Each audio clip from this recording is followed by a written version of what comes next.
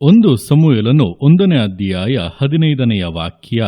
ಅದಕ್ಕೆ ಹನ್ನಳು, ಸ್ವಾಮಿ, ಹಾಗಲ್ಲ, ನಾನು ಬಹು ದುಃಖ ಪೀಡಿತಳು, ದ್ರಾಕ್ಷಾರಸವನ್ನಾದರೂ ಬೇರೆ ಯಾವ ಮದ್ಯವನ್ನಾದರೂ ಕುಡಿದವಳಲ್ಲ, ನನ್ನ ಮನೋವೇದನೆಯನ್ನು ಯೆಹೋವನ ಮುಂದೆ ಹೊಯ್ದಿದ್ದೇನೆ. ಈ ವಾಕ್ಯದಲ್ಲಿ ಹನ್ನಳು ದೇವರ ಮುಂದೆ ಪ್ರಾರ್ಥಿಸುವಾಗ ನಡೆದಂಥ ಘಟನೆಗಳನ್ನು ವಿವರಿಸಲಾಗಿದೆ. ನೋಡುವಂಥ ಸಮಯದಲ್ಲಿ ಆ ದಿವಸಗಳಲ್ಲಿ ಹನ್ನಳು ಮಕ್ಕಳಿಲ್ಲದವಳಾಗಿರುವಾಗ ಬಹಳ ನಿಂದೆ ಅವಮಾನಗಳನ್ನು ಸಹಿಸುತ್ತಾ ಬಹಳ ದುಃಖದಿಂದ ಜೀವಿಸುತ್ತಾ ಇದ್ದಳು. ಸರಿಯಾಗಿ ಊಟ ಮಾಡುತ್ತಾ ಇರಲಿಲ್ಲ, ಸಂತೋಷವಾಗಿರುವುದಕ್ಕಾಗುತ್ತಾ ಇರಲಿಲ್ಲ. ಈ ಒಂದು ಕೊರತೆ ಅವಳನ್ನು ಬಹಳವಾಗಿ ಕಾಡುತ್ತಾ ಇತ್ತು.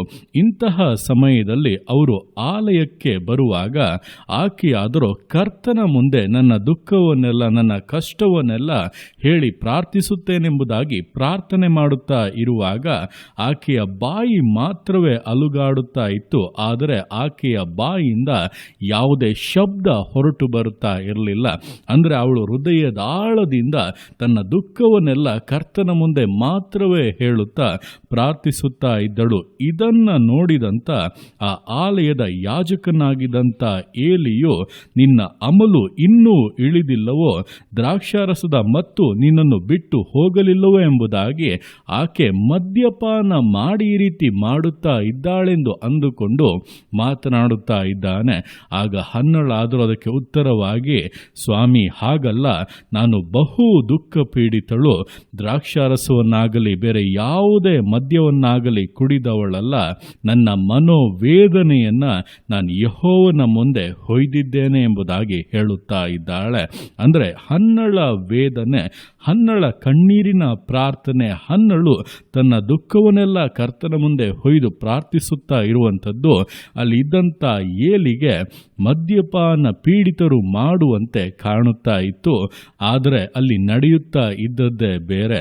ನಿಮ್ಮ ಜೀವಿತಗಳಲ್ಲಿ ಕೂಡ ನೀವು ಪ್ರಾರ್ಥಿಸುವಾಗ, ದೇವ್ರ ಮುಂದೆ ಗೋಳಾಡುವಾಗ, ಕಣ್ಣೀರು ಸುರಿಸುವಾಗ ಅದನ್ನು ನೋಡುವಂಥವರಿಗೆ ಇದ್ಯಾಕೆ ಹೀಗೆ ಮಾಡಬೇಕು, ಇದ್ಯಾಕೆ ಹೀಗೆ ಗೋಳಾಡಬೇಕು, ಯಾಕೆ ಕಣ್ಣೀರು ಸುರಿಸಬೇಕು, ಸುಮ್ಮನೆ ಕೇಳಿದರೆ ಸಾಲದ, ಸುಮ್ಮನೆ ಬೇಡಿದರೆ ಸಾಲದ, ಯಾಕೆ ಇಷ್ಟು ಶಬ್ದವಾಗಿ, ಯಾಕೆ ಇಷ್ಟು ಗೋಳಾಡಿ, ಯಾಕೆ ದೇವರ ಮುಂದೆ ಕಾಡುತ್ತಾ ಬೇಡಬೇಕು, ಬಿಡದೆ ಕೇಳಬೇಕು, ಪದೇ ಪದೇ ಕೇಳಬೇಕೆಂಬುದಾಗಿ ಹಲವಾರು ಪ್ರಶ್ನೆಗಳು ಬರಬಹುದು. ಅದರ ನಿಮಿತ್ತ ನಿಮ್ಮನ್ನು ಅವಮಾನಪಡಿಸುವಂಥ, ನಿಂದಿಸುವಂಥ ಮಾತುಗಳನ್ನು ಕೂಡ ಅವರು ಆಡಬಹುದು. ಆದರೆ ಸೋತು ಹೋಗಬೇಡಿ.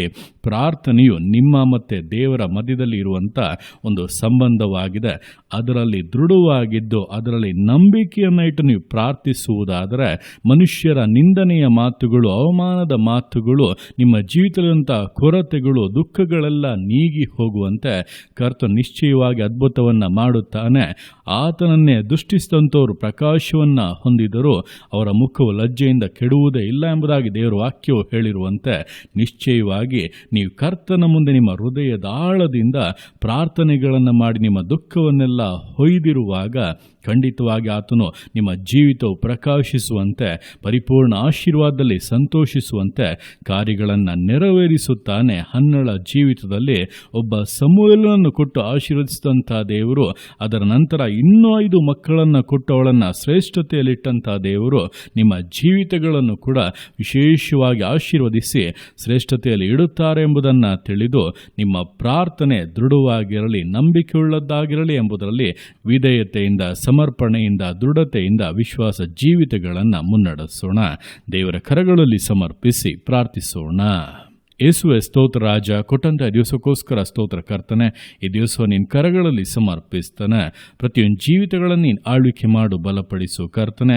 ಹೊದಪ ದಿವಸಗಳಲ್ಲಿ ಹನ್ನಳು ಬಹಳ ದುಃಖ ಪೀಡಿತಳಾಗಿ ತನ್ನ ಮನೋವೇದನೆಯನ್ನೆಲ್ಲ ಕರ್ತನ ಮುಂದೆ ಹೊಯ್ದು ಪ್ರಾರ್ಥಿಸುವಾಗ ಅಲ್ಲಿದ್ದಂಥ ಏಲಿಯಾದರೂ ಆಕೆ ದ್ರಾಕ್ಷಾರಸ ಕುಡಿದವಳು ಮತ್ತಿನಲ್ಲಿದ್ದಾಳೆಂಬುದಾಗಿ ಅಂದುಕೊಳ್ಳುತ್ತಾ ಇದ್ದನು.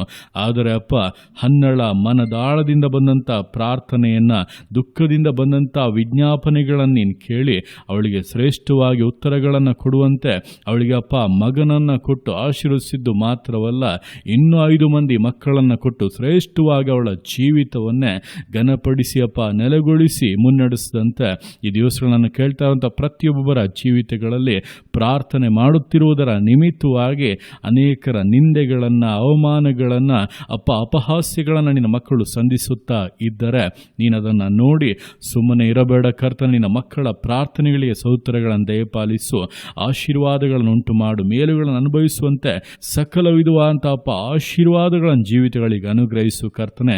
ಯಾವುದೇ ಕೊರತೆಗಳಿರಬಾರದು. ಬೇಡುವಂಥ ಕಾರ್ಯಗಳಲ್ಲಿ ಅತ್ಯದ್ಭುತವಾದಂಥ ಕಾರ್ಯಗಳನ್ನು ನೆರವೇರಿಸಿಕೊಡು. ನೀನು ಮಾಡುವಂಥ ಅದ್ಭುತಗಳನ್ನು ಎದುರು ನೋಡುತ್ತಾ ಇದ್ದೇವೆ, ಅದಕ್ಕಾಗಿ ನಿನಗೆ ಸ್ತೋತ್ರಗಳನ್ನು ಸಲ್ಲಿಸುತ್ತಾ ಇದ್ದೇವೆ. ನಿನಗೆ ಮಹಿಮೆ ಉಂಟಾಗಲಿ. ನಿನ್ನ ಕರಗಳಲ್ಲಿ ಸಮರ್ಪಿಸ್ತಾ ಅದನ್ನೇ ನೀನು ಆತಗೆ ಮಾಡುವಂಥ ನಿನ್ನ ಪ್ರೀತಿಗೋಸ್ಕರ, ಕೃಪೆಗೋಸ್ಕರ ಅಪ್ಪ ನಿಮಗೆ ಸ್ತೋತ್ರಗಳು. ಪ್ರತಿಯೊಂದು ಜೀವಿತಗಳನ್ನು ಅಪ್ಪ ನಿಮ್ಮ ಕರಗಳಲ್ಲಿ ಸಮರ್ಪಿಸ್ತಾ ಅದನ್ನೇ ಆಶೀರ್ವದಿಸು, ಮಾನಿಸು, ಘನಪಡಿಸು. ಎಲ್ಲ ನಿಮ್ಮ ಕರಗಳಲ್ಲಿ ಸಮರ್ಪಿಸಿ ಎಲ್ಲ ಸ್ತುತಿಯನ್ನು ಮಾತನಿಗೆ ಸಲ್ಲಿಸಿ ಯೇಸುವಿನ ನಾಮದಲ್ಲಿ ಬೇಡುತ್ತೆ ನಮ್ಮ ತಂದೆಯೇ. ಆಮೇನ್, ಆಮೇನ್.